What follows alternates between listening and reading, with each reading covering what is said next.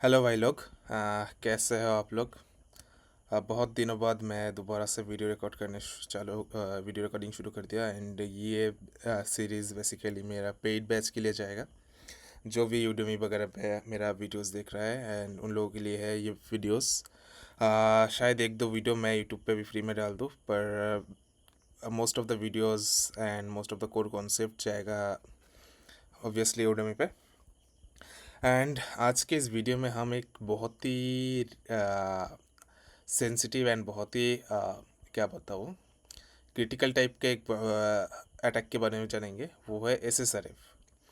ठीक है, सो मैं क्या करूँ, मैं जस्ट चैट जीपीटी पे ऑन कर लिया, चैट जीपीटी सेटअप कर लिया एंड इस पे मैं पूछूंगा, इसको मैं बताऊंगा कि प्लीज़ मुझे ऐसे समझाओ जैसे एक बच्चे को समझा रहा हो कि एसएसआरएफ अटैक होता क्या है। ठीक है, एंड इसका क्या इम्पैक्ट पड़ सकता है, क्या कुछ हो सकता है।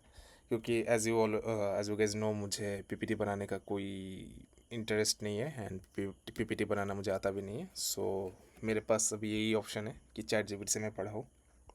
ओके, सो मैं बस इंग्लिश में पूछ लेता हूँ।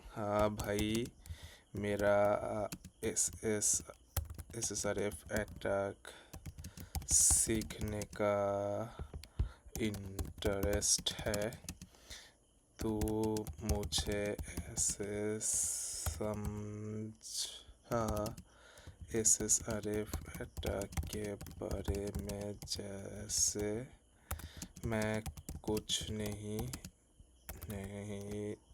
जानता हूँ इस बारे में। इसका impact and all about S S R F. Okay, prompt भी नहीं डालना था मुझे ठीक से। हाँ, देखो एस एस आर एफ होता क्या है, पहले ही बता रहा है। एस एस आर एफ का मतलब होता है server side request forgery. Okay, एक वेब वर्नबिलिटीज़ है जिसमें अटैकर किसी वेब एप्लीकेशन के सर्वर को फोर्स करता है कि वो अटैकर की तरफ से किसी और यूआरएल या रिसोर्सेज को रिक्वेस्ट भेजे। ठीक है, मतलब कुछ ऐसा है कि कुछ लिस्टेड यूआरएल्स होता है सर्वर पे या फिर वेबसाइट पे, पर उसको मैनिपुलेट करके किसी ऐसे यूआरएल को देना जो कि सर्वर ब्लॉक भी ना कर पाए एंड सर्वर को पता भी ना चले कि इस यूआरएल के थ्रू सर्वर को कॉम्प्रोमाइज़ किया जा सकता है। ठीक है, कुछ ऐसा है। एंड सर्वर को करता है ये बोलना थोड़ा गलत होता है, क्योंकि सर्वर को हम थोड़ा मैनिपुलेट करते हैं, ट्रिक्स यूज़ करते हैं ताकि सर्वर को पता ना चले कि मैं उससे कुछ चुरा रहा हूँ। ठीक है, kind of this type of things. Normally क्या होता है, यूज़र वेबसाइट पे जाता है, रिक्वेस्ट भेजता है, सर्वर पे रिक्वेस्ट जाता है एंड सर्वर उसको रिस्पॉन्स करता है फ़िल्टर के थ्रू। पर एसएसआरएफ के टाइम पे भी फ़िल्टर होता है, पर उसको हम थोड़ा ऐसे मैनिपुलेट करने की कोशिश करते हैं ताकि सर्वर को पता ना चले कि ये कोई अलग तरह का रिक्वेस्ट भेज रहा है एंड कुछ अलग तरह का रिस्पॉन्स मैं दे रहा हूँ, क्योंकि अभी तो हर एक जगह पे फ़िल्टरिंग चल रहा है। ठीक है, रियल लाइफ एनालॉजी क्या बोल रहा है, सोचो एक ऑफिस बिल्डिंग है, तुम आउटसाइडर हो, कुछ रूम सिर्फ एम्प्लॉयज़ के लिए एक्सेसिबल है। तुम गार्ड को बोलते हो, भाई ज़रा ये फाइल अंदर वाले रूम से लेके आओ। ठीक है, गार्ड अंदर जाके फाइल ले आता है और तुम्हें दे देता है। This same kind of thing, मतलब तुम आ, सीधा नहीं कर सकते तो थोड़ा सीधी उंगली में अगर घी ना निकाल रहा है तो उंगली टेढ़ी कर रहे हो। ठीक है, यहाँ पे अटैकर तुम हो, गार्ड है vulnerable web server and internal room है इंटरनल नेटवर्क रिसोर्सेज।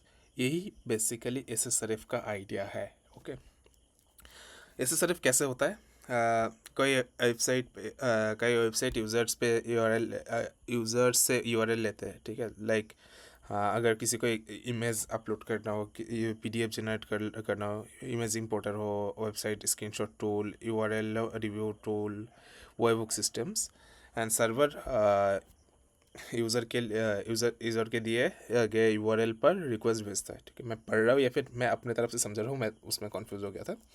अगर वैलिडेशन वीक हो, अटैकर मैलिशियस यूआरएल दे सकता है एंड एग्जाम्पल फॉलो कर सकते हैं कि यूज़र यूआरएल सबमिट कर दिया, सर्वर यूआरएल को फेच कर रहा है एंड अटैकर सर्वर को अनइंटेंटेड लोकेशन पर रिक्वेस्ट भेजने पर मजबूर कर देता है। बस ऐसा ही कुछ, पर हमेशा ऐसा नहीं होता। ठीक है,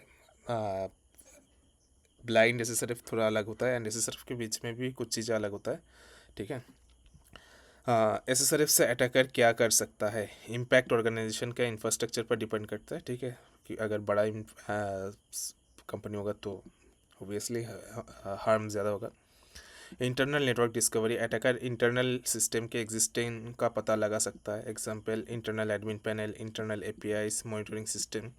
ये नॉर्मली इंटरनेट से एक्सेसिबल नहीं होता है, ठीक है।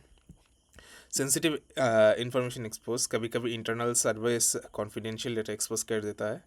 Example configuration data, APIs keys, tokens, internal documentations, okay.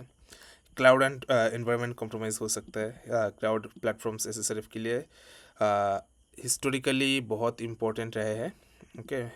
मिसकॉन्फ़िगर्ड system में एसएसआरएफ के through temporary credential, cloud meta data, IAM related information leak हो सकता है। इसीलिए क्लाउड इन्वायरमेंट्स एसएसआरएफ को बहुत सीरियसली थ्रेट करता है, okay.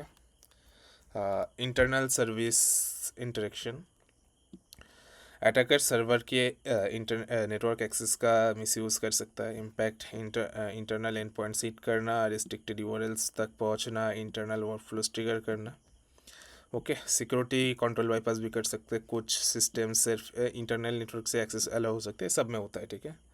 Server side, server already trusted network में होता है एंड सर्वर के थ्रू एसएसआरएफ के थ्रू अटैकर इनडायरेक्टली उन रिस्पॉन्स तक पहुंच सकता है, ठीक है। एंड अगर पहुंच गया था तो समझ ही सकते हो कि मैनिपुलेट करके डेटा लेके आ सकता है, सेंसिटिव इंफॉर्मेशन भी लीक हो सकता है। इतना एसएसआरएफ इतना डेंजरस क्यों माना जाता है, ठीक है। क्योंकि ट्रस्टेड होता है, जो भी रिक्वेस्ट जाता है रिस्पॉन्स आता है या फिर रिवर्ल होता है। इंटरनल नेटवर्क का एक्सेस मिलता है। मान के चलो तुम्हारा कुछ चीज़ें हैं बहुत प्राइवेट, ठीक है, कि तुम क्या कर रहे हो, तुम्हारे अकाउंट में कितना पैसा है, ये वो कुछ चीज़ें तुम्हारे बहुत पैसा प्राइवेट होता है, तो उसका एक्सेस मिल जाना किसी और के लिए सोशल इंजीनियरिंग करना, मतलब ह्यूमन पॉइंट ऑफ व्यू से बोलो थोड़ा आसान हो जाता है। एंड कंपनी ऑर्गेनाइजेशन के पॉइंट ऑफ व्यू तो बोल सकते हैं कि बहुत बड़ा साइबर अटैक हो सकता है। फायरवॉल्स के अंदर होता है, ठीक है। फायरवॉल एप्लीकेशन लेवल फायरवॉल की बात कर रहे हैं, ठीक है। सेंसिटिव रिसोर्स देख सकता है। अटैकर्स डायरेक्टली नहीं, सर्वर के ट्रस्ट का अब्यूज करता है। मतलब तुम किसी को लेम लैंग्वेज में बोलो तो चूतिया बना के उसके थ्रू किसी काम करा रहा है, उसको मतलब बलि का बकरा बना रहा हो, ठीक है। एसएसआरएफ के टाइप क्या है, बेसिक एसएसआरएफ, ठीक है, एंड ब्लाइंड एसएसआरएफ।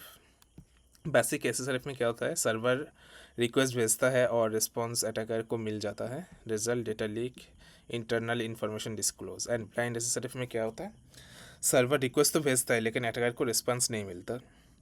फिर भी अटैकर ऑब्जर्व करता है डीएनएस लुकअप, टाइमिंग डिफरेंस, मतलब एक रिक्वेस्ट रिस्पॉन्स जाने में कितना टाइम लग रहा है, अब क्या टाइम लग रहा है, outbound request.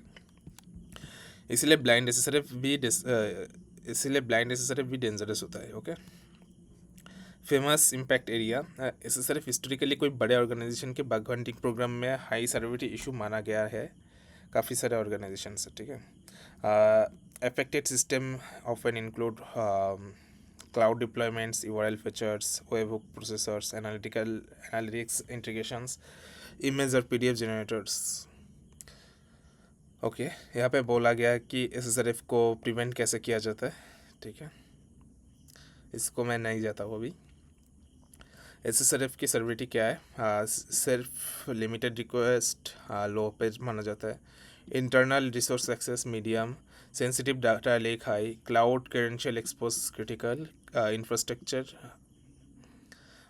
Compromise, internal infrastructure compromise critical माना जाता है। एंड एक लाइन में एसएसआरएफ अगर समझाना चाहते हो या फिर इंटरव्यू में बताना चाहते हो किसी को, तो ये बता सकते हो। एसएसआरएफ एक वर्नेबिलिटी है जिसमें अटैकर वेब सर्वर को अपनी तरफ से रिक्वेस्ट भेजने के लिए मैनिपुलेट करता है, जिसमें इंटरनल रिसोर्सेज, सेंसिटिव डाटा या क्लाउड इंफ्रास्ट्रक्चर को एक्सपोज हो सकता है, ओके। अभी इतना ही, नेक्स्ट वीडियो से हम प्रैक्टिकल में चले जाएंगे, ठीक है। थोड़ा बहुत अगर बेसिक आइडिया होता है एसएसआरएफ क्या है तो इतना मुश्किल नहीं होता, ठीक है, मतलब आगे जाके समझना। तो नेक्स्ट वीडियो से हम शुरू करेंगे अपना एसएसआरएफ का प्रैक्टिकल।